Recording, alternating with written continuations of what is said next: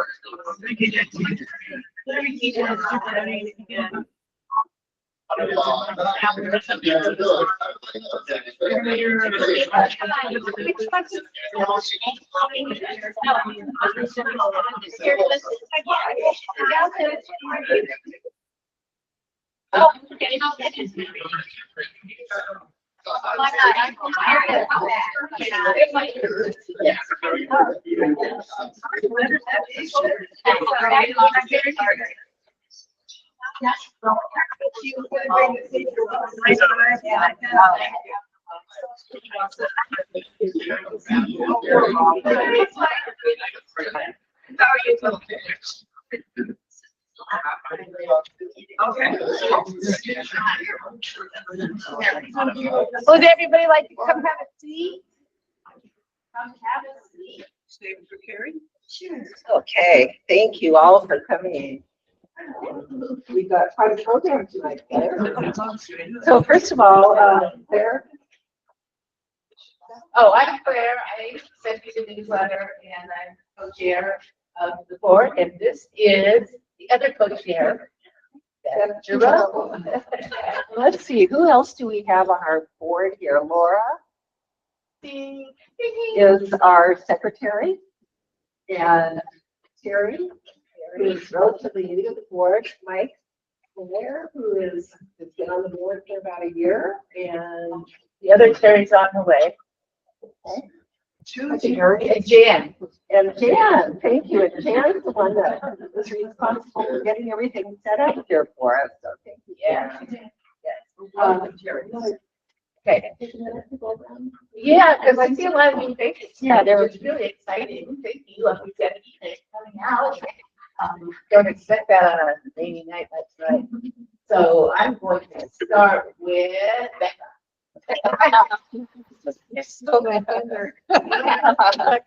I live on Ivanhoe, off of Watson. You might just say how long you've lived in the community. I've been here, I guess, 4 years, but I've been in Eugene for 34 years. Okay. Yeah. Nancy. My name is Nancy Nickel. I live on Park. And I've been in Eugene about 2 years, and I'm just I've been working from home, so I'm just now getting out and getting involved. This is one thing I wanted to get involved in. Terrific, thank you. Yes. My name is Bailey. I live off of LK. I've lived in the area, my family and I have lived in the area for about 7 years. Welcome. Oh, Hans? Hans, I'm on North Park Avenue and been here for over 30 years. John, want to introduce yourself? John Belcher, Arbor, and I've been here for about 15 years. Thank you. How about you? I'm Cheryl. I've lived in River Road area for 3 years. And Eugene, 11. That's it. Great. Okay, go ahead. I'm Deb. I live on Hardy and been there 8 years. But Eugene did E plus. I'm Carrie. I live on Hardy. Pat? Oh, Parretta, I live on Marion and I've been here more than 40 years. Very first, I've been here about 2 years. As a Franklin. I'm Sydney Kissinger. I live in Hardy Avenue for 13 years. I'm CJ. I am part of the Livable Communities Network for the River Road Restoration Project 5 group. My grandkids live off of Owasso, and I've lived in Lane County 50 years. You're welcome. Oh, I'm Lynn. I live on LK and I have 32 years. Welcome back to that. Jonathan, we moved to Eugene a little over a year ago, and we live on Canoe. I'm Johanna. I live on Crocker. I've been there for 6 years. I'm Nancy. I live on Oak Tree and I've lived there for 3 years. I'm Lance, been live on Oak Drive for 4 years. I thought there was a bingo game here today. You get them out. You have to be serious. We're gonna be off on everything. Oh. I'm Linda. I live on Oak Drive with Lance. We've been here about 4 years. I'm Robin. I live off of Howard. I've lived there for about 32 years. Okay. I'm Terry. Oh, sorry. I'm Terry. I live on Rosewood. I moved here from Portland 7 years. I'm Jim. I've lived in the neighborhood 25 years. I'm Laura. I've been here about 9 years. I'm on Sunny. Hey. I'm Mike. I'm in the East Howard region and I've been in the River Road region for about 12 years. Eric, my wife and I have been off of, I'm Benny Lane for 12 years. I'm Barbara. And I live on Real Lake. I've been there 4 years. And I'm Bruce. I live with her. I'm the area and stayed 4 years. Great. I want to you again. I've been here since 15 years. Yeah. I want to thank all the Wait, women for about bringing your gentleman friends in. Hi, I'm Joel. I live with the dad. Great. Great. And I'm Kylie. I live on Hopwell. Lived there for 10 years. Kylie is our amazing technology person. How about our people remotely? Online. Okay. Aisha.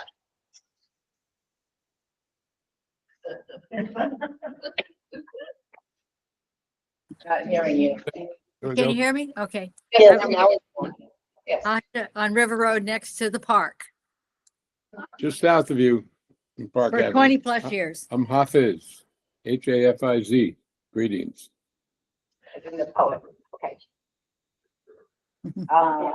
Next one down. Oh, that's That's you. Get off of No, yeah. Jeff Quick round, They next don't one know they're down. up. Jeff and Janet. They're muted too. Oh, this is Jeff and Janet. We live on Hawthorne Avenue. We've lived in various houses in River Road for 35 years. R&L. Sure who that is.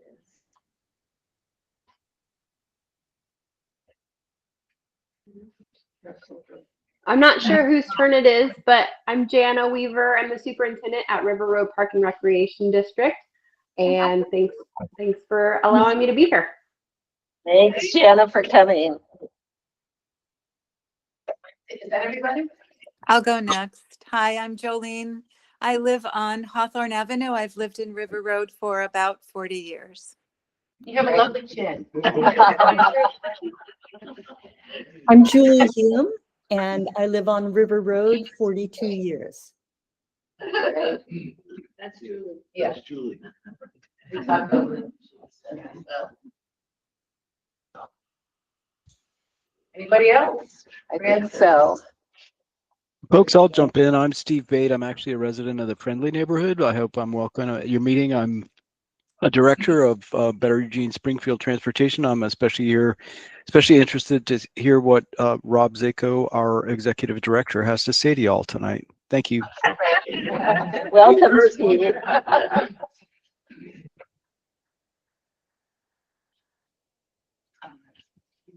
Terry.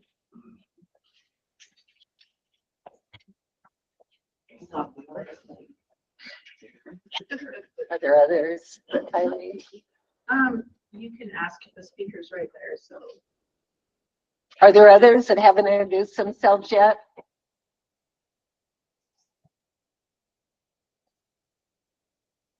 Okay, Terry just walked in and she has to forget something, so she'll be right back. She's the other Terry on the board. So, next we have. We'll go left, right. Go ahead. Am I left? Yeah, it would be your first. Hi, I'm still. I have a petition sign up form for anyone who hasn't signed their support for including the local access roads of River Road neighborhood into the Lane County road system. See me after the meeting, and anyone who hasn't signed yet that's here, I'll be happy to take your signature. And anyone who doesn't have information, I have half sheets that I'm very willing to share with any of you. Thank you very much. Do you want to pass that around? Oh, pass the petition? Yeah. Oh, well, I'd rather talk to people. Okay. And if anyone wants to join our small gang of canvassers, please especially see me afterwards. It's fulfilling. Does anybody think you can get it? I haven't had that yet, no. I'm Robin again, and I'm on the board of directors for River Road Park, and we have an open position. Normally the positions are voted on, but we have a position of somebody that's leaving, so the position will be open until like June 27th. We meet about once a month. When the third Wednesday of the month at 6 p.m., except for August and December, and occasionally we have extra meetings or extra duties, but not a lot.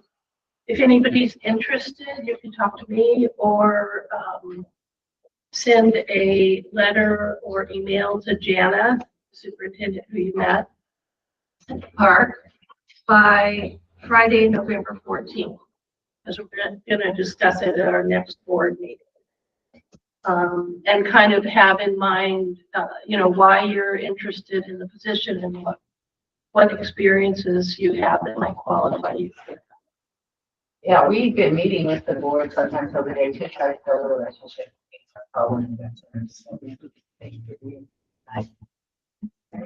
Pat.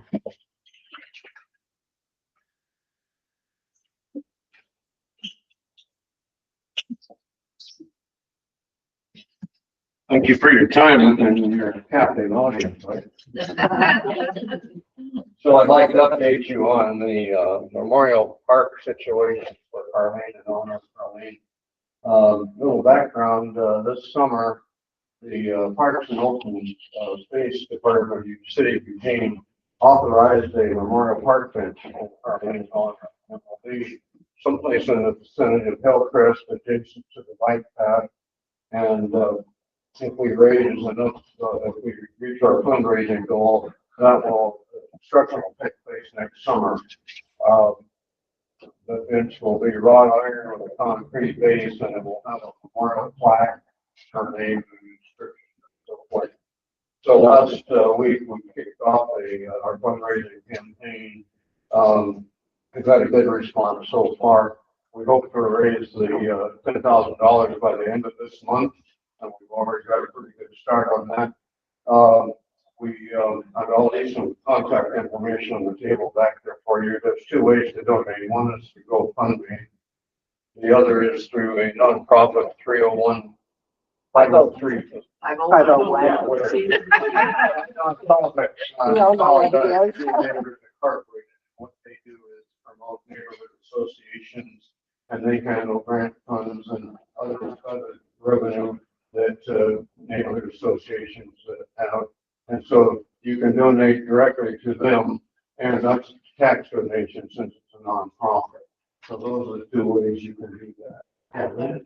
The same amount of money goes to the fund, correct? Yeah, and you can, when you donate there, you can go to their website and you can say something on the memo line like Carlene Riley list or something like that. They already know what it's about.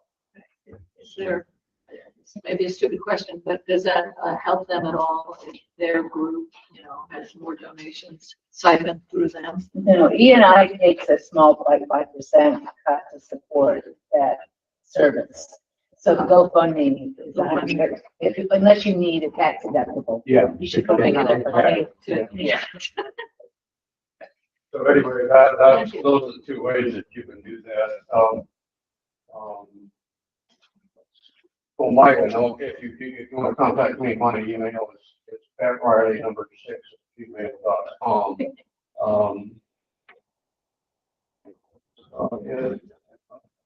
So we'd like I said, we'd like to wrap this up by the end of November because with Christmas it's going to be difficult to raise money and so forth. So I think it's pretty self-explanatory. Like, so the websites are available. Like I say, you can contact me if you choose it. I'll leave these on the back table if you're interested. If you care to donate, we'd appreciate that. Thank you. So Pat, did Julie Hume talk to you? Pardon me? Julie Hume talked to you? Not yet. Okay. There, pardon me. Well, I just really quickly wanted to say that they're going to donate from an account that's in E&I, $250 to this account. Okay. I wasn't aware of that. Yeah. Okay, good. Okay. So I think the $10,000 sounds like a lot of money, but I think it's doable. We've got a database that Carlene used with her community resource newsletter of 240 people. So we have access to that, and the Democratic Party of Lane County did an email blast to all of the PCPs. So that's another source. So I think we'll reach our goal, and I think we'll do it in a timely manner. So, and I thank you all for your support. And I apologize that the first round of the newsletter that went out had sometimes a bad link to GoFundMe, so the reminder newsletter has. This has the code and everything you'll need. If you go to GoFundMe, just generally, without knowing the code, you can type in Carlene's name and her thing will come up. Thank you, Pat. Yeah. I had a question about the GoFundMe. Do you know where you're at on the GoFundMe account right now? Have you raised? That's all right. How much have you raised in the GoFundMe so far? Well, between the two, we're about halfway. Halfway. So I think we'll make it. Sure. Mike? Yeah, I host a few workshops and house concerts on East Howard. Internal family systems, a therapeutic workshop. We also do climate cafe, where we process climate change as a community. And house concerts this Sunday, we'll have Sapphire Lucha Leon from Portland, and he does hand pan, African drum, and sound back. Well, this is gonna sound like deja vu. The River Road Water and Fire Protection District also has a vacancy. So most of you, I bet, don't even know what we are, but we serve the unannexed properties within the River Road Community, River Road Community Organization, same area as the Park District. But what we do is we work with EWEB to provide you with water, and we contract with Eugene Springfield Fire to fund their fire EMT services here in the neighborhood. You pay a fee annually, and your property taxes still pay for that. So we're a 5-member board. We're elected. Normally, we're elected in ballot county, but we anticipate we're going to have an opening at the end of December. So that means that you'd be among 5 people working on making sure that we provide those services to the district, and hopefully some of you will be interested in taking part. And if so, who do they contact, Beth? My husband, that would be M.W. Giroux at gmail.com. He's chair of the board. And I can give you more information afterwards as well if you have any questions. Thanks, Beth. Thanks. Jolene, did you have an announcement? I do. Hold on. Here I am. Hi. Yes. Hi. Thank you. So I wanted to highlight something that came through the newsletter, which is an announcement. This is a month when we particularly focus on gratitude. And first of all, I just want to say you all are rock stars. I really appreciate the board and everybody who showed up tonight. So thank you. I think the board is doing a tremendous job right now. I wanted to particularly highlight River Road neighbor Becky Riley, who is a former board member of RRCO. She received the 2025 Volunteer Service Award from the Oregon Recreation and Parks Association for her decades of devotion to creating a richer and ecologically significant environment at Razor Park. So this is a huge shout out to all of the work that Becky has done. Her contributions have left a lasting imprint on the park's landscape and on the community. I don't know if she's here virtually tonight, but I did tell her I was going to say all this. And her, Kelsey Irvine from Parks and Open Space nominated her. And Kelsey says, her actions reflect a rare combination of ecological knowledge, community building, and service. She continues to be a source of inspiration to everyone involved in local stewardship. So this is a shout out for Becky, and also just to encourage everyone to consider showing up for a volunteer work party, checking out the Friends of Razor Park Facebook page. There's an email that you can get updates at friendsofrazorpark@gmail.com. Becky often includes a lot of interesting details of plant and insect and bird life, so she's really a wealth of information. Anyway, here's to Becky. Yay. Yay. Becky, we love her. That's all. Finally, thank you, our guests, for getting to know the community a little more. Next month in December, traditionally we had a dessert potluck for the holidays, but that hasn't looked well attended last year, so we're changing it to our social hour at Tia Pepe's on Thursday. And within the newsletter, but I made up a little flyer so that you can go to some of these new houses that are built in the neighborhood and invite our new neighbors to come. Okay. I was thinking everybody could take a little handful, but I don't know if there's enough.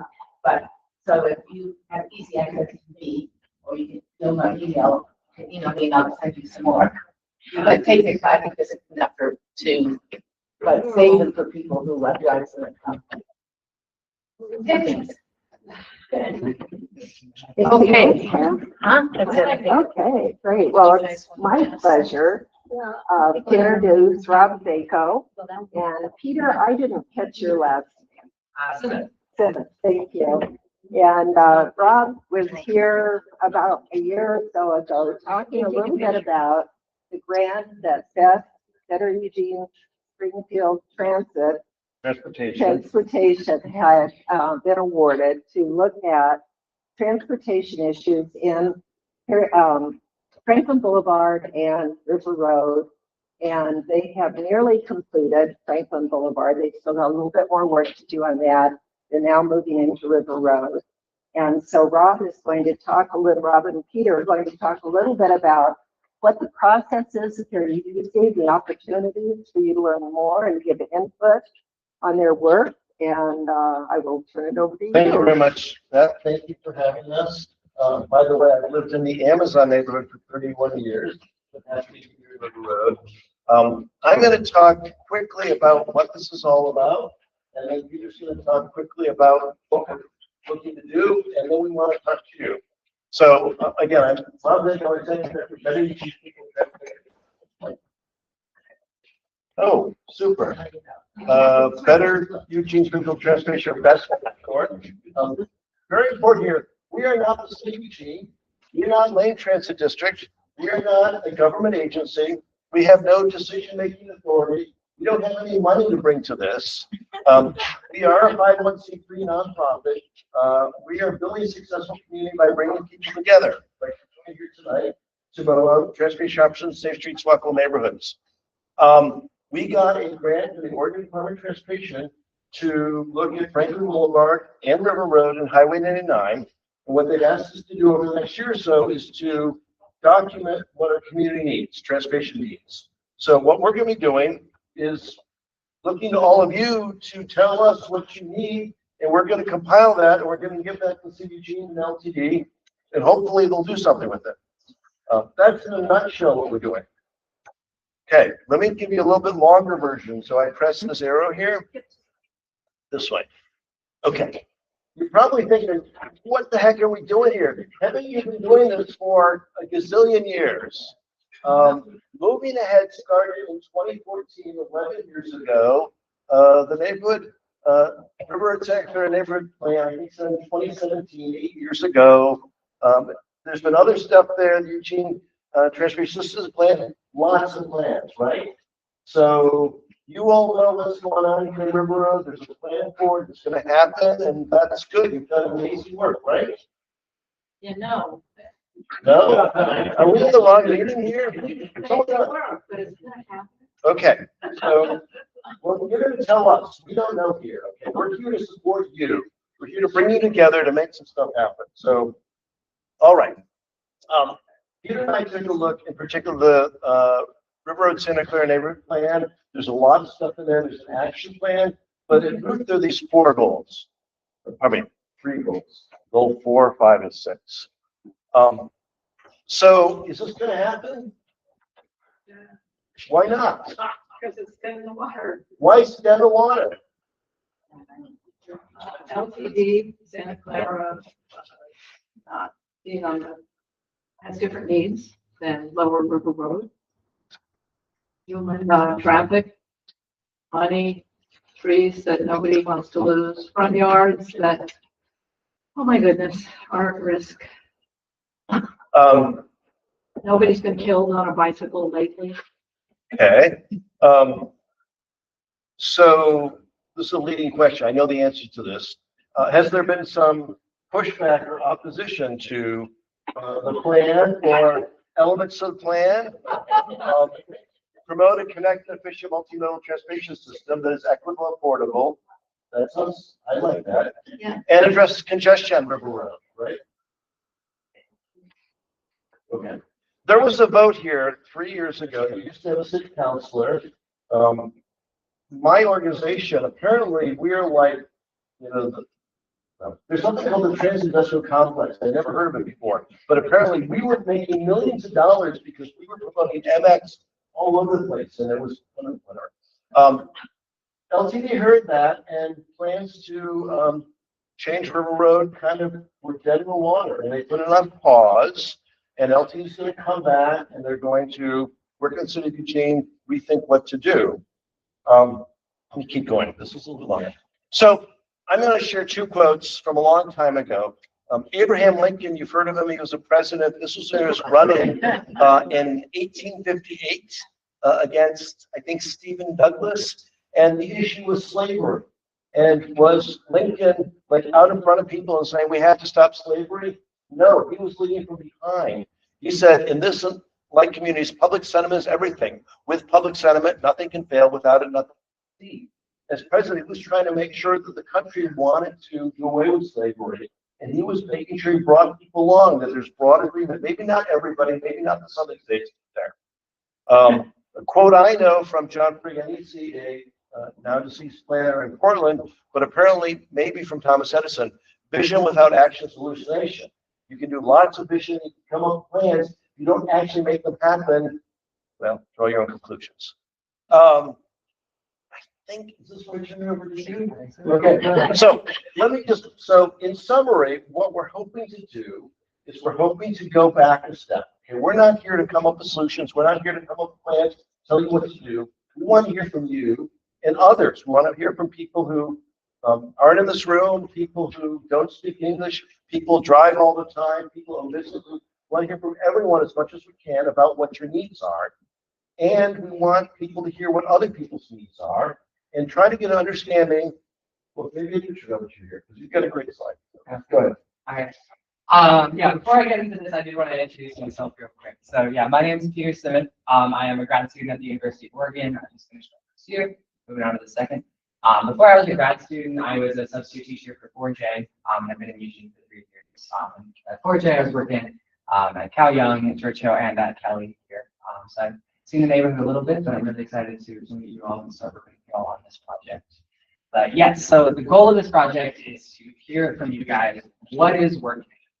So that's our central question. Is River Road working for you today? And is it working for others and your neighbors today? Because if the answer is yes, then awesome, we can all go home, we're done.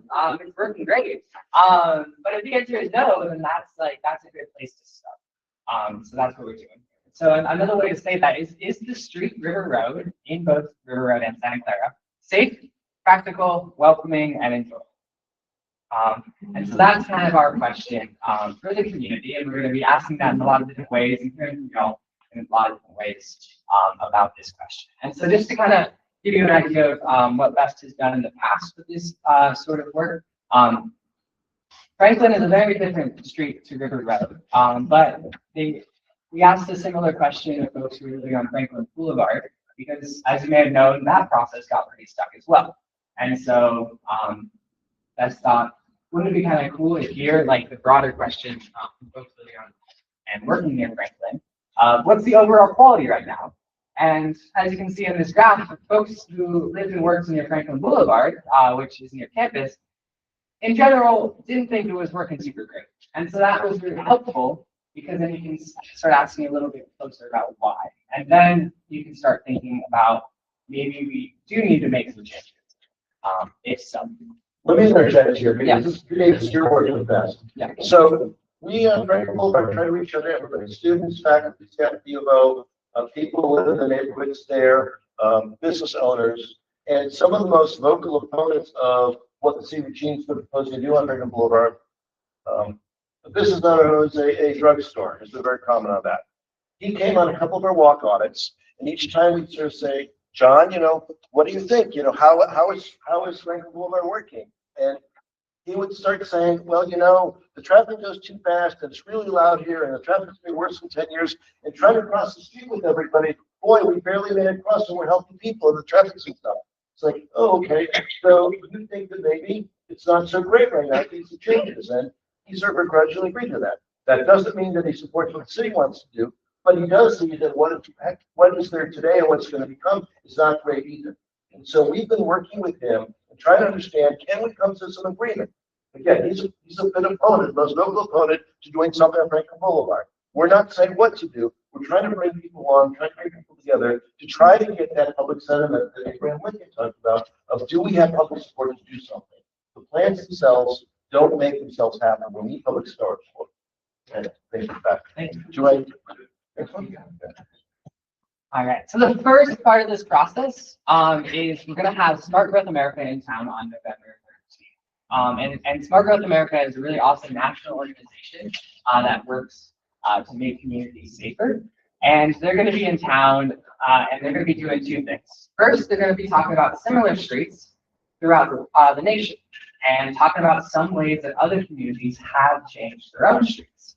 And then, just as importantly, they want to listen to y'all and think, do you think some of these things could work here? Do you think, are things different here? And we want to see different solutions here. And so they're going to be asking these questions in two different formats. One is going to be a walk audit, which is a fancy name for a walk-in conversation. That's going to start at 3 o'clock at Grocery Outlet. So hopefully we get to see North Eugene High School leave at that time and see kind of how the River Road is working right at that moment. That would be fun. Yeah, sounds like it may not be working perfectly. It's like the last. We're gonna head over to Santa Clara side of Beltline and go to the transit station and sort of that sort of gnarl of issues there on both sides of Beltline. Kind of take a look at what's going on in the afternoon. Yeah, because I appreciated the comment earlier that like part of the Will there be police to help them cross the street? we have fluorescent vets. There should be a nice little group of us. I know. I'm not sure which ones she's coming to, but American Architects is going to be joining us for some of these events. Right. And I don't know if she'll have a police escort or not. She's imposing. She's very tall. She is. Okay, go back to flag.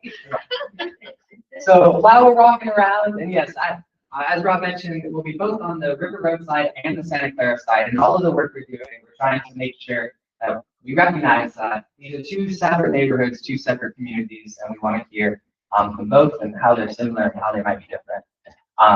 And so yeah, and all of that walk on it, we're going to be taking notes about y'all's observations, and hopefully y'all can learn a little bit from Smart Growth America as well.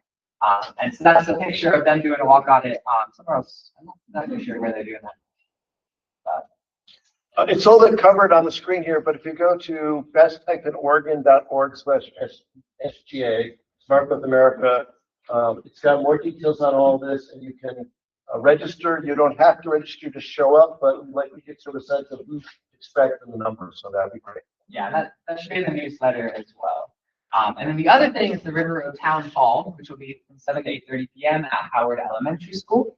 So that will be more of this sort of format with Smart Growth America.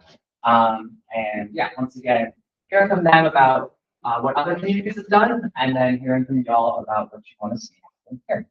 And then one more thing is there are going to be very similar events happening in Highway 99. We're not going to really talk about that project too much today, because we're both on River Road. But if you do like work in Highway 99 and go there often, go to the website and you can see similar stuff. Or if you can't make an evening event and you want to go to a daytime event, the two presentations are going to be similar, but focused on 2 quarters. So a town hall at noon on that Thursday. Can you tell us what's underneath the little message there? It's best-oregon.org. It's just the link there. And again, it's in the newsletter. Okay. Problematic. I just forgot the name of the store. Yeah, Grocery Outlet is, I consider that you might as well be in Santa Clara all the time there. That's not true. Well, I know that, but I mean, like most of the issues, for me at least, addressing your questions, which is like no, and no again, for your 4 things. It's in the whole lower River Road part. Yeah.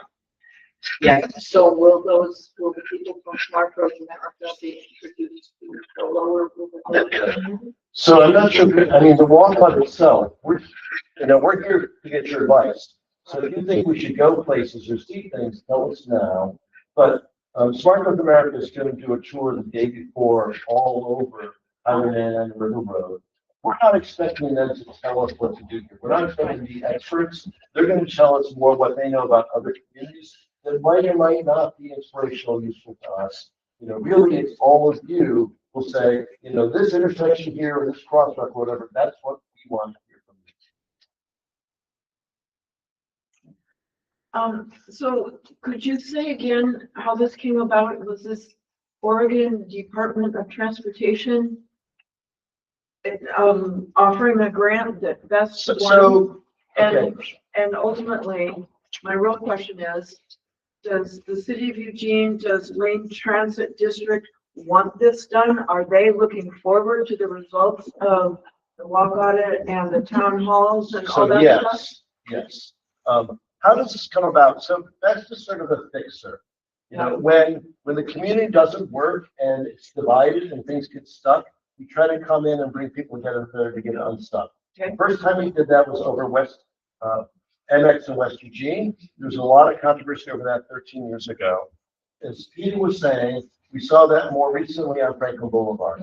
And a couple of years ago, seeing that conflict on Franklin Boulevard and seeing really that the city of Eugene was not going to be able to spend the federal money the way they planned it because the community, some part of it was opposed to it, we got a grant from ARPs that allowed us to do that early work on Franklin Boulevard.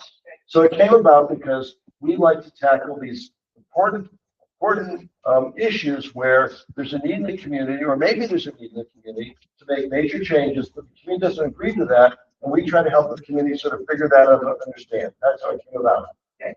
Is the city of Eugene and LCD looking forward to what we hear? Absolutely. And I got to be really careful here. We are being really clear. We're not doing this for them. They don't tell us what to do. We're working independent. They may not like what we say, you say to them. You know, you might say their plans are full of crap and you want to do something different. We work for you. However, they understand that for them to do anything, they need community support. They're looking to us to help develop that, identify where that exists. And we've been coordinating with them to make sure that our timeline matches with their timeline, that when you all say something, it's not too late, but it's getting fed into them so that they will have that information. Thank you. Appreciate that. Hi, Rob. Hey, John. Well, what other ways are you getting input other than a walk on the street and a meeting at hours? You want to do that, Shelley? Yeah, I can talk a little bit about that. So a lot of different ways. So we're reaching out to a ton of different community members, churches, to the River Road Parks District, and we have a whole list of folks and individuals. And so it's going to be a mixture of individual conversations with folks. It's going to be group conversations like this. I'm taking notes. This is all stuff it's really good to hear from the community. Online surveys, and yeah, any other ones I missed? And help us know. I mean, we live in a world where people don't get their information or speak out in a unified way. There are all sorts of different channels, and it gets harder to reach people. We can't just go on the evening news and reach everybody or the daily newspaper. And so we're trying to reach as many different people as we can in different categories: people and businesses, people who drive, people who walk, people who are visually impaired, people who are low income, people who are unhoused, whatever. And so we've got to listen to different organizations that sort of match up with these different categories. We're going to talk to them, you know, and sort of hopefully to meet people where they are, to work through trusted community partners to reach the people that they represent, they work with. But we are open to whatever ideas to get the word out, to hear from you, so we can reflect back to you. So the breadth of again, what are the transportation needs? What is the reality today? What's working? What's not working? And identifying what's not working, if there's a problem, forms the basis of maybe we can come together around a solution. Maybe the plans you have might be part of that solution. The reason I ask is because we were kind of blindsided as a neighborhood organization. We supported MX. We never heard from anyone who didn't support MX. But then we lost a city councilor because there were people who were waiting in the wings, and it's better to find them rather than have to react to them. Yeah. And so, yes, absolutely, John. I mean, ODOT has this program, it's Innovative Mobility Program, and they asked us to identify the needs of what they call historically underserved communities. So, historically underserved communities. That's this particular program. That's what they were looking for. They were looking for what they call a transportation equity needs assessment focused on historically underserved communities. poor people, disabled people, unhoused people, people who have disabilities, people with legal issues coming in. We said, yes, we'll do that. You know, these are people we care about. And by the way, we are going to reach out to drivers because we understand the community. If you don't reach out to drivers, if you don't reach out to business owners, you know, we need that information. We need to know the breadth of it. So no criticism of what happened in the past. I understand, John. You know, we're going to try our best to reach a diversity of viewpoints and kind of see where the broad community is. And we're not here to tell you to agree or to sort of say the answers are. We're just reporting kind of where the community is. But we're hoping by helping you report to us that you will also report to each other. And we're hoping that you can each sort of, I mean, different groups can say, oh, yes, we've got needs, but others have needs too. Is there a way that we can address all these needs in some way? An online participant asked, will the town hall be shared on Zoom or Google Meet or somewhere else where they can watch digitally? I believe so. It's a full 9 days, 10 days away. So the one at Howard Elementary School, we need to check on the technology for that. Good question. 2 points. Have you reached out to Homes for Good, who has a ton of low-income housing complexes on River Road? Question mark. Secondly, look out, Eugene Springfield is always desperate for stories, and this would be a good place to showcase that information. That's my comment. That's the outlet. I'm going to say next to that, they have at least one housing development in the neighborhood. Sorry, what was that? St. Vincent de Paul. Oh, and St. Vincent de Paul. Yep. And that's our cornerstone. And they might be. Who's brought up the Lutheran school? Our Redeemer school that's gonna. If you wait after you leave, we have Eric on that. Yeah. So we've been talking to them as well. Square one, yes, of course. Square one. And for Homes for Good, do you know, is there like a person who lives on site that would be a good contact for like getting to know like the. They're the local Section 8. They're the Homes for Good is Section 8, so you would like probably contact them. Jacob Fox. There's he'll tell us who I'd say maybe 9 or 10 different complexes in this neighborhood that are all Homes for Good things. Can I say something that I think isn't working? The bus system, because like I would have to walk a half mile each way to take the bus. And there's people that live even farther. I mean, it just goes up River Road. It doesn't come back through any of the back streets. It used to. It does. It comes down Park, for instance. Section Early in the morning and late at But night. it's still, that's nowhere near where I. Yeah. Nowhere near. Yeah.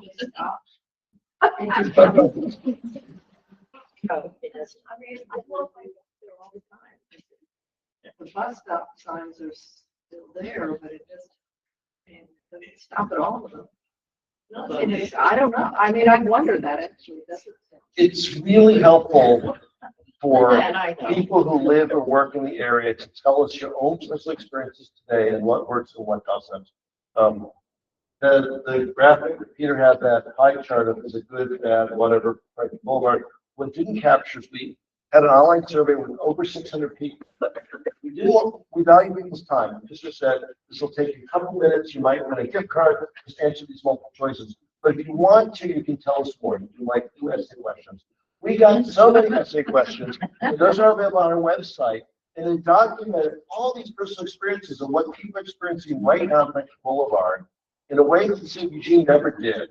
So we make that public. It's on our website. The city of Eugene has been using that. And so when they say there's a need to do something at Springfield Boulevard, they're referencing that sort of justification after the fact of we identify the fact there is a need to do something. Go ahead, Jan. Oh, sorry. Yeah, this comment fits in. It may be a little bit more expansive than the scope of this, but the idea of taking Santa Clara Square, which has about 3 or 4 or 5 acres of parking lot, redeveloping that parking lot area into a micro neighborhood scale downtown by building mixed use, affordable housing, businesses that these neighborhoods could use, that would help people take care of more of their needs closer to where they live. So there's not so much need to go driving all over town. I've got all this kind of idea on my website. I know this isn't, but this needs to be a part of the discussion. You're absolutely right, Janet. Thank you. Comparing the damage capitalism has done to our society. So thank you, Jan. So ODOT asked us, were we interested in Indian River Road, the transportation corridor, or the area? We said we're interested in the area. And we're interested in, I mean, yes, you know, the focus is transportation, but that's how we get from place to place and how we live. It's part of the larger fabric, the livable area to be in. So absolutely, share with us whatever feels relevant, what you feel the needs are, what the opportunities are, you know, what's not working. So it's all good. The system's not working. Okay. Laura's had her hand up for a long time. Okay. I don't know what you're saying, but Laura. One question and then a comment. The question is, so if people aren't able to make it to November 13th meetings for walk around, and they're not here tonight or don't have a chance to give their feedback, will everybody get a survey at some point, or will it really just be depending on our connections to specific community organizations? So yeah, we're going to be working on this for months and months and months. So yeah, we're going to be going to more events. We're going to distribute the survey online. So if you know these folks aren't able to show up to the events, we'd love to hear their perspectives there. Also, I can only write notes so fast. So if you really want to make sure something gets heard, the online survey is always a really great way to make sure that gets written down exactly how you want to say it.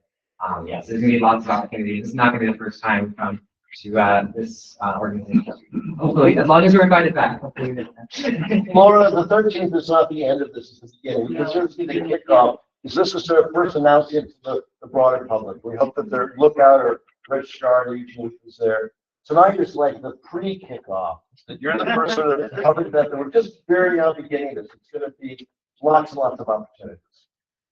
Despite the fact that there are lots of opportunities, I'll throw in my one comment now. And that is basically south of Maxwell where there's less traffic. I want to put it on a diet. I want those right lanes in each direction to turn into right turn lanes and bus lanes. One lane of through traffic in each direction and get those speeds down to improve safety, reduce noise, and improve sanity. If you can make it to one of these events, ask Smart Growth America if that's ever been tried elsewhere in the country and how that worked, and how those communities, you know, whether there's support for that or opposition and kind of how that worked out. I just want to say that we will publish their links to the survey stuff in our newsletter on our website. What John alluded to, but was too politic to say, is that, you know, and several times around these conversations, there are interest groups that have infiltrated the opinion thing against EMAC.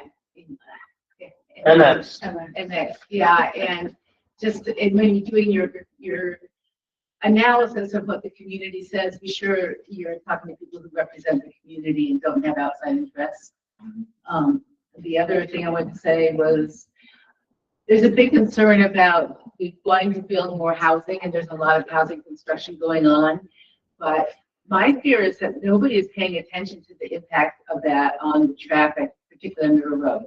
And they all say, "Oh yeah, we're doing a transportation study," but cumulatively, it's not. It seems like there isn't a forward-looking perspective. It's like, well, we judge what a bus ridership is by what it was 5 years ago. It's like, they have a future. So I don't know how to do that, but I'm sure you will. Nancy, did you have something? Yeah, I just had a thought that the big stores and some of the other big stores like Grocery Outlet and Walmart and the ones on the other side of the those are major employers of low income workers. And if you can get the cooperation from the people who are the managers of those stores to be able to get input, because those are really likely to be people who are impacted by lack of bus service that would benefit from better, better ways to get to work without having to drive. And they may already be people who are biking and they're invisible because they're not the folks that are answering your survey. Yeah, just 2 months ago, I was at the Goodwill on River Road, and my cashier told me he had to quit that week because he had no way to get to work. He lives in Bethel, and he works at the Goodwill on River Road, and he was getting dropped off by parents that they didn't do that anymore. Yeah, and really good. you know, on the other side of the Beltline, all those posts, we probably, but you know, here on this side, we still have, you know, some of those things. Great. Let's give Rob and Peter a hand. In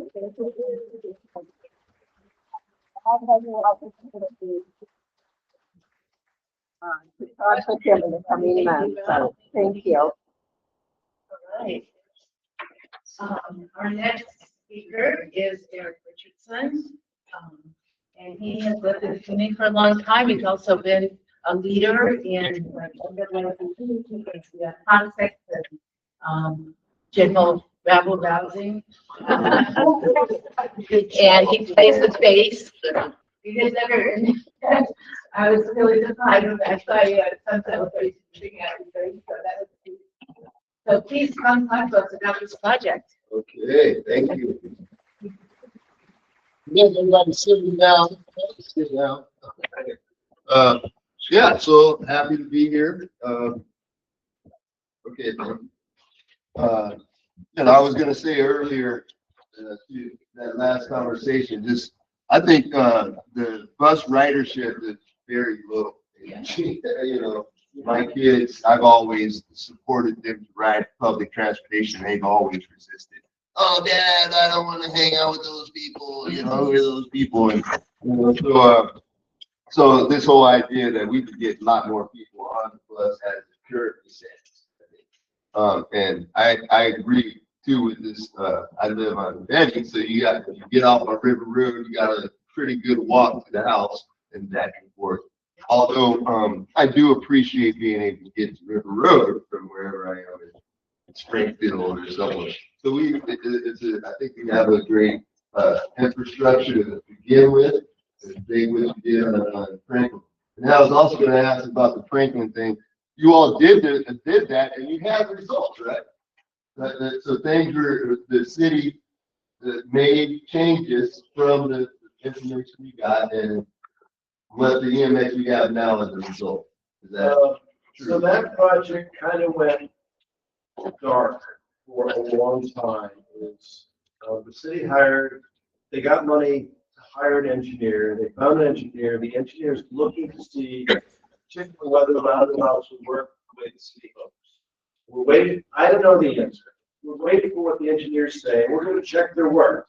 But that's kind of where we are right now.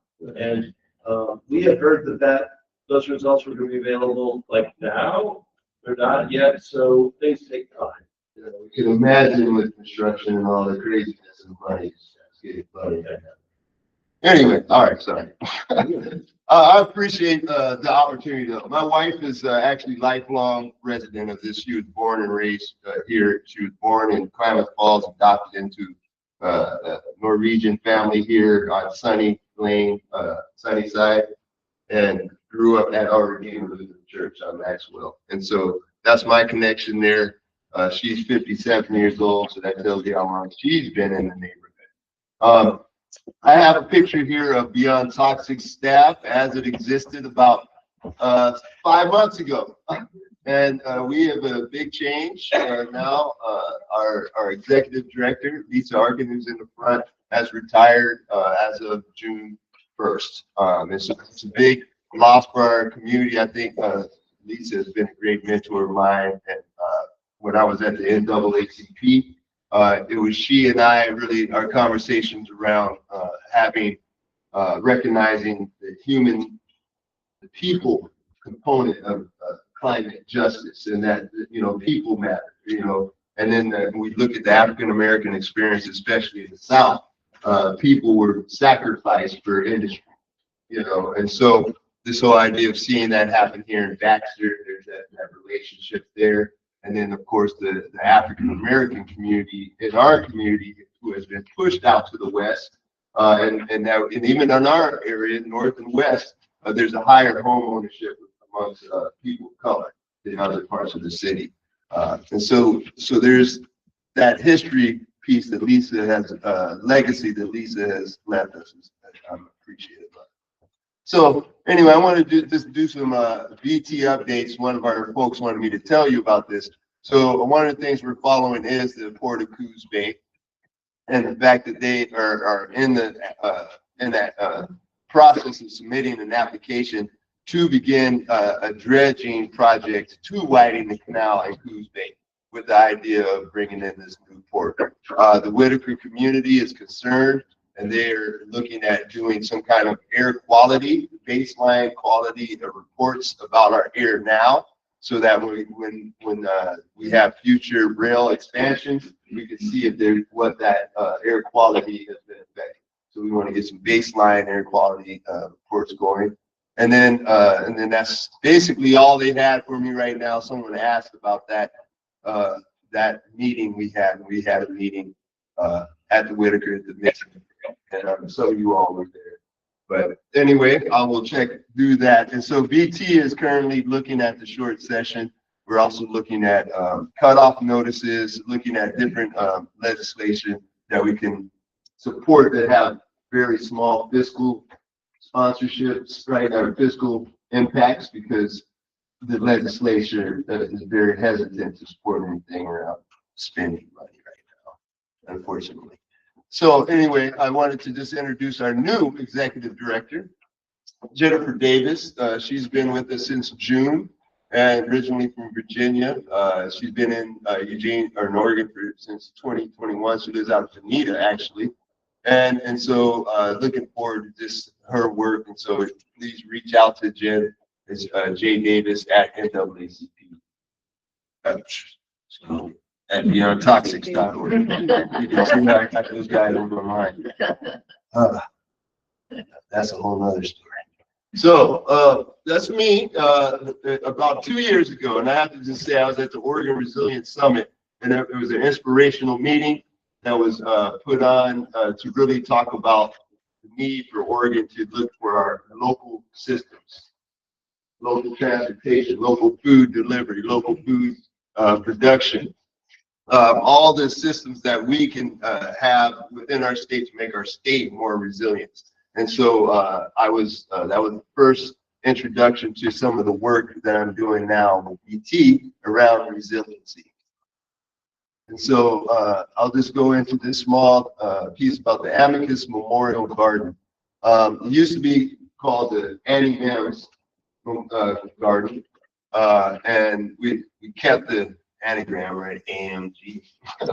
But Amicus it's kind of a shout out to Americus, Georgia, where the home base of Habitat for Humanity International, and they were created in 1942 at the Conania Farm in Americas, Georgia, and it was a Christian farm that believed that interracial cooperation was something that was a part of the Christian faith. It said that should be okay, and so one of their members bought 250 acres and began a co-op living situation with local blacks and whites living together. It had a tumultuous civil rights era, but survived that, and out of that came Habitat for Humanity work.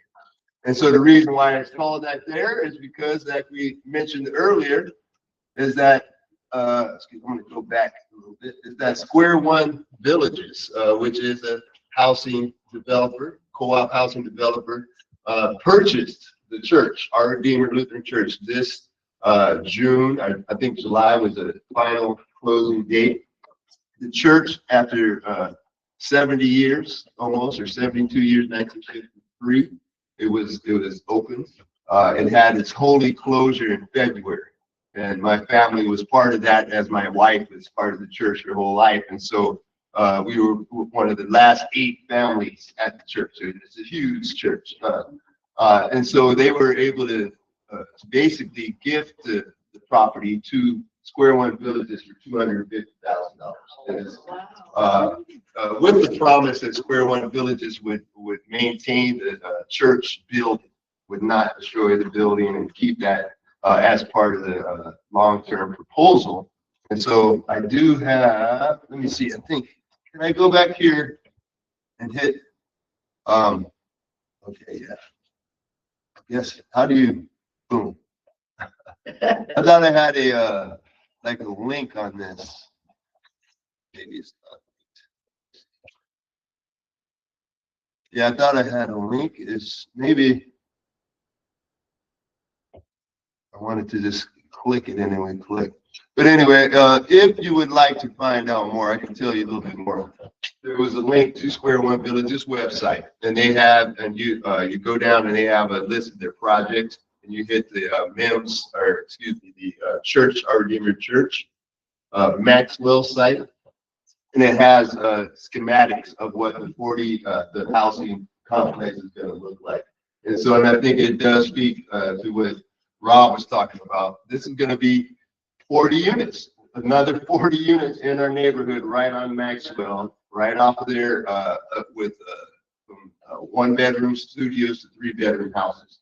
And so it's going to be a lot of folks, and it's going to take up the parking lot that currently exists there with some of the homes. And so it is going to become the transportation issue. And this is something that we're talking about now, about how, do we make this a community that is part of it is about biking. You're going to come to this community, the co-op is going to invest in alternative transportation some way. So we have an opportunity over the next 3 years to create that community with Square One too, to be intentional about who will be able to rent some of those places or buy some of those places because they are low entry homes. And so, okay, I'm gonna go back though. So the Memorial Garden is a plot of land that is on the west side of the building, and it's about 300 foot by maybe 60 foot. And it's been a garden, organic garden for about 5 years. The NAACP spent $3,000 when the church allowed them to cut the grounds. A local permaculture couple, John and Helen Gaskin. I don't know if anybody remembers the Gaskins. They were part of they lived off of Horn. But they were the ones who actually did the first initial laying of the ground, the plotting of the ground. Jan knows the Gaskins, I think. And so we were able to put that in with help for many people in the permaculture community. And over many years, Mike Gallant, Monty Moore, and other people have given their skills to that space. And you can go there and there's growing willow structures on the property and other things that are about conservation. And so this year or last year, the Upper Willamette Soil and Water Conservation District sees our area, River Road area, as Zone 2 in their conservation district. And if you ask them what's going on with Zone 2, it's another deprived area in the water conservation district. It's a place where they worry about the water. They worry about our access to water. And they worry about the income level of some of the people in Zone 2.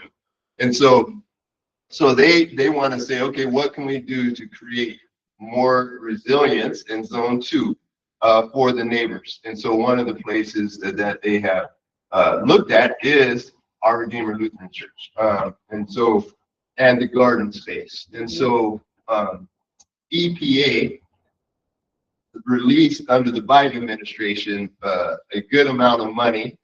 I can't give you the whole details, but it was federal money that ended up in the hands of the Upper Willamette Soil and Water Conservation District for food distribution for health reasons. So we're talking about health benefits of supporting local farm and agriculture. So we're matching local agriculture and distribution with health outcomes of people who don't normally eat organic produce. And so over the last 2 years, we have been able to have 20, I guess about 15 markets so far at the base where we spent over $20,000 in money and just gave food away. And so we're buying from local farmers and organically grown distribution company, which buys throughout the West Coast of California, Oregon. And so we've been able to do this with the help of Upper Willamette Soil and Water Conservation Beyond Toxics as well, and the NAACP. All of them have signed memorandums of memorandums of understanding with myself, as well as Square One Villages. So what we are calling that space for the next 2 years before the build of the homes is the Amicus Memorial Garden Collaborative. And basically, we're just asking people, anyone here, to use the church space for community outreach, community events, for activities. And so we do have the Larry Collins food bank. That is very important. It runs every other, the second and fourth Sunday and Saturdays from 10 to 12. And we've been having organic produce giveaways on the same time, Larry Collins. And so we want people to know about that, and we want to increase that next year. And so those markets went from June, and they just had the last one, the 25th organic produce market. Although we do have funding left, and so we'll just be figuring out how to get that money out over the holidays. We're also working with Lane County Bounty, which is another neighborhood organization that's further out on the other side of Beltline. But they do an online food box delivery service. So you can order from Lane County Bounty, and it's all local produced food and meats. And so we've been able to get some of those boxes out to low-income families as well. And so anyway, this project is about bringing people to the land, creating safe spaces in our neighborhood that are welcoming to all people. And I think over this summer, we've seen 400 people come through our produce lines. And most of the people are low-income white folks, you know, for the majority, not many black folks at all. And I've been trying to get the word out more, and more people have been coming when they hear about it. But one of the things I do know that in our community, we do have a pretty strong Latino community. Yeah. And they have been coming, and I've had a hard time because I'm usually there taking names and talking to people. I don't speak Spanish directly. So I've been having to use my translator and stuff. And the more we do the events, the more Latino families are coming out. And so I think there's this, there is this need to create more cohesion and understanding. And I think this cooperative space, this resilient space, is allowing us to say, you know, people of color, you're welcome at this place. You know, traditional people who have always used this space come back to this space. And I think there's something that I'm always asked: are you the pastor? I've got the keys to the church, and I'm letting people use the church. I'm in the garden doing this. I'm not the pastor, but I think that we do need to bring back this idea of community cohesion, of community spaces like our churches that can be used as a place of collective, you know, goodwill towards one another. And I think the garden projects and the markets are just a way of doing that. So it serves just as a place of bringing people together. Very interesting because we're giving away money. I've been just today. I wrote a check for $2,000 to Square One Villages because that was part of the grant, just to thank them for the space of having a garden. And so, but I think that, so it's about collective action, being able to share the resources when we see alignment between organizations such as VEST and whatnot, and the work that we're doing here. We should make sure that we dig into those relationships and cultivate the relationships. And I think that's one of the things that more than ever we have to work on is what does it take to create narratives of brother and sister in our community. This narrative to say we care for one another, and therefore the decisions we're going to make are going to reflect that. And I think right now we don't have enough of that narrative. We have a lot of narratives of why I've got to protect myself from you or whatever it is. And so I think that we have to put some money into the narrative, into how we can create more cohesion through our narratives. And so I think this has been a great opportunity to do that. The governor, Co-Tech, just recently announced her resilience forum Beyond Toxic will be one of the organizations in the statewide that will be on her forum. I'll personally be representative there.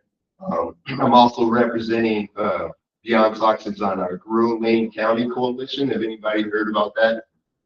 The coalition is headed by Lane County Health Council, Lane County Government, Upper Willamette Soil and Water Conservation District, and others around local food sovereignty, building up local systems, creating communication between our farmers out here and us who eat their food, and making sure that there's a good relationship and that there's reciprocal relationships, and then building some a trust between the farmers and us, so you know, because there are of them and us, so there's not a capitalist based narrative.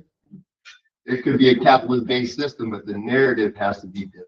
And so I think that's where we're trying to build relationships between farmers, consumers, and the middle people.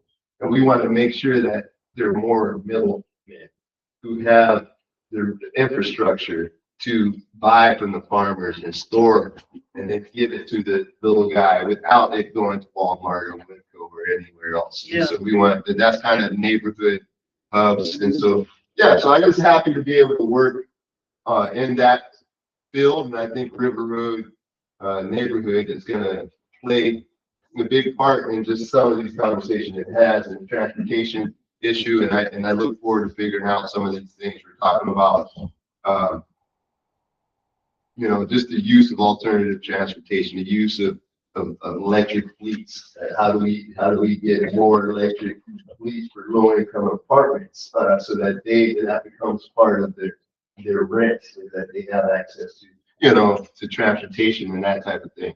And so, yeah, I look forward to just being part of the conversation with you all in community, learning more. So my email is, I'll go to the end, I think. I'll just show a couple pictures. See, that's a flyer from what we did this summer. And folks were able to walk in there. And then Wednesdays, going forward, on Wednesdays after church, we'll be doing various activities at the church on Wednesdays from 6 to 8. That's one of the things. That's Mike Blunt in the back there, permaculture seed wizard. And then, yeah, and then of course we have our Beyond Toxics has a Churchill Community Garden with La Plaza, Latino organization, and we have a plot over there that is our pollinated garden. And what we're gonna really want to do is connect our North Eugene River Road garden with that pollinated garden. We've already got a couple beds dedicated to pollinators, and we'll continue to grow that.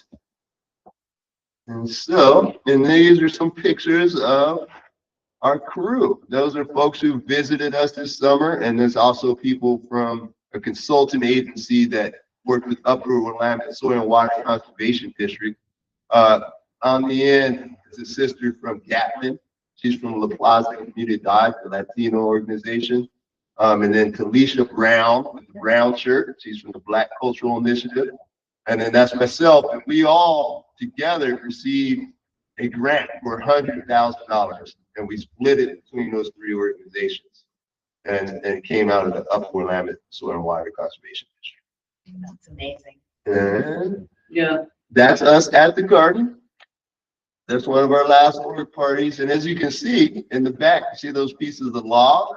Yeah. That was an 80-foot cedar in September that we cut down. And so we have cedar bark. If anybody needs any cedar bark for your landscaping, comes to 255 around the corner. You can come pick some up. And then there's also a huge pile of Lane County organic compost that has been dropped off. Anybody's welcome to that. It's at the site. So just go there and pick up some cedar bark or some organic.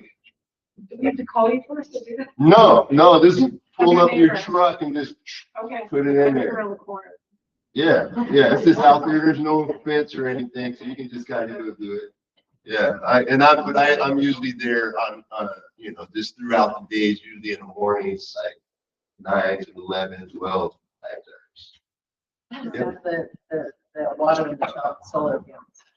Oh, okay, yeah, so part of this, one of the things, the benefits of this church is that it does have its own well, so it's well water.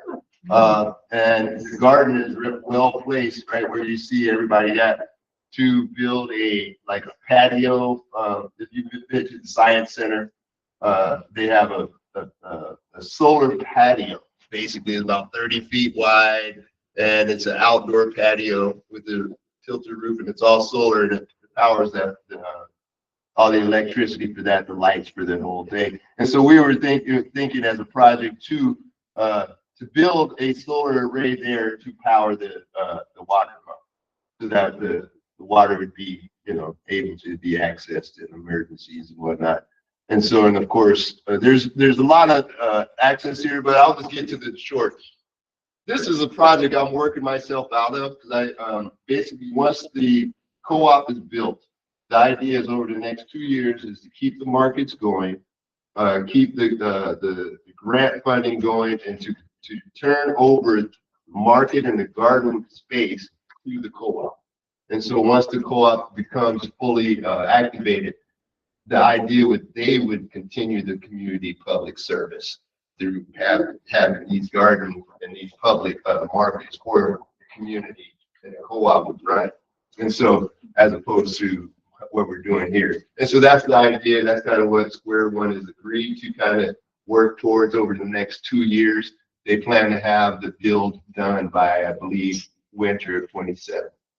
So will the bill, 7. will the bill help all 40 units, or will the city have to run lines? I think the well would not be for all 40 units. No, I don't think it's that big. Okay. Yeah, but I haven't asked, but they may not have checked it. Do you have any connections with North Eugene High School? Boy, this will be just an awesome place to have high school kids doing intern work. So if you don't, I don't really, but I'd like to help. No, please, yeah. I don't have, I've spoken there on social justice, not on this project, but I did reach out to the school garden project, and I am reaching through them, trying to get into the schools, because they do already work in 4J. And so I have reached out to them, and but yeah, do you have any ideas we'd like to get together? I'll follow up on that. But that's exactly what we want. We want to This is use such the an awesome opportunity. Yeah. A real community center. Doesn't Howard Elementary have a school to garden program as well? Yeah, most of them do have small plots, and of course BT is pushing for no pesticides in our schools, and we got minor wins, but there's still work to do on that. And so I didn't talk much about the beyond toxic legislative push, but there's going to be that. We're looking at the short session right now, but we are in a coalition with the Electrifying Building Coalition. So we're talking about codes around electrification. We're talking about the hub, the centralized electric energy hub up in Portland. We're talking about decentralizing our liquefied fuel in Oregon, because 90% of our liquefied fuel is on the Willamette River in Portland, in a small stretch of the Willamette River. And if anything happens there, it'd be catastrophic.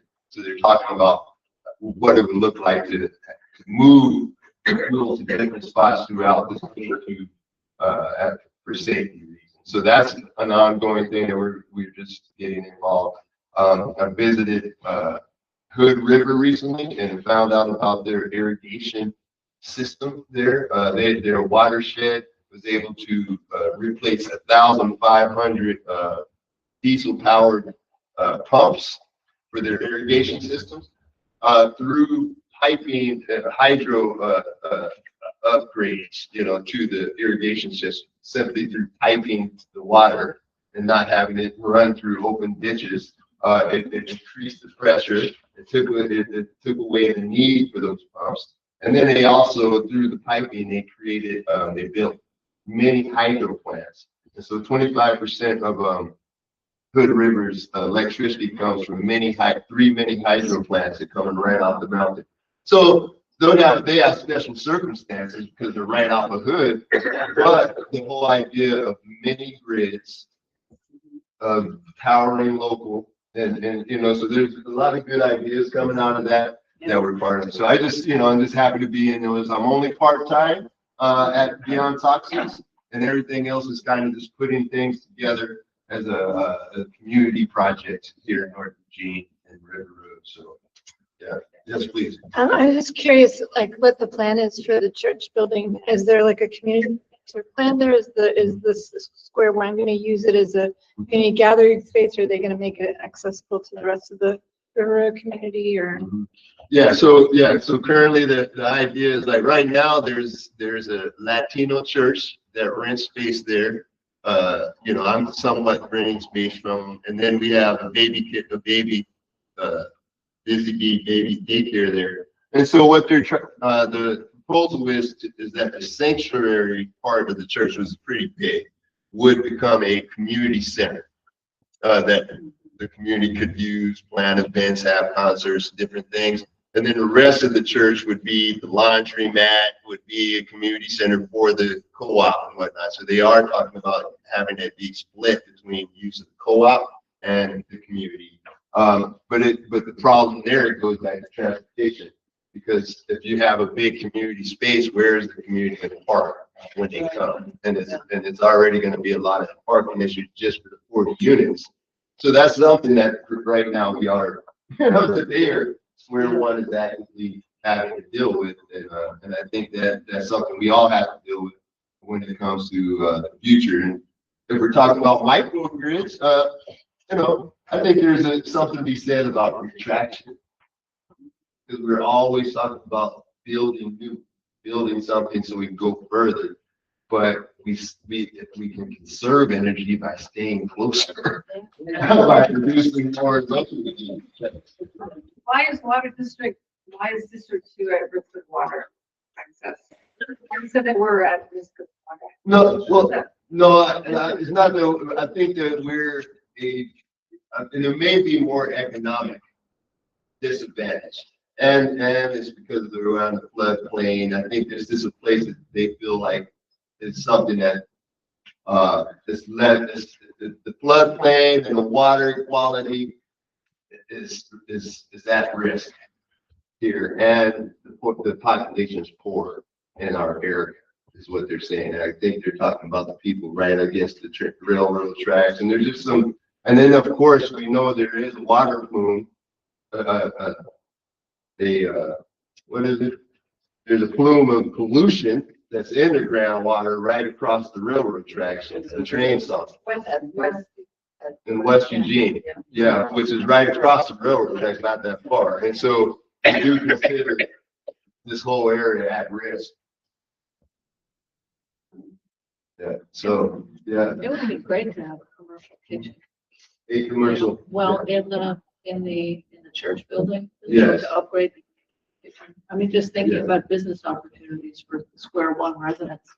Right. Yeah. And no, I think that's true, because when we were talking about the Grove Lane County Coalition and building infrastructure, that's the type of thing, right? Like, it's salsa season, we could all be buying fresh salsa. From the co-op, and that was the whole idea too, is like thinking of different ideas, but I like what you said, a vision without action is hallucination. But having a co-op that actually generates its own money by doing community good, such as You have a garden, you have a commercial kitchen. Yeah, and it brings the community in, and we need the other. I'm glad they don't get wrap this up. Yes, thank you. Thank you all for that.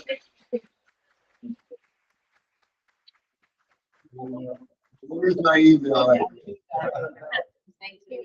Yes, thank you. And so next month, no Monday night meeting, we're having a Thursday night social, right? And please reach out to new neighbors and bring them by to be their neighbors.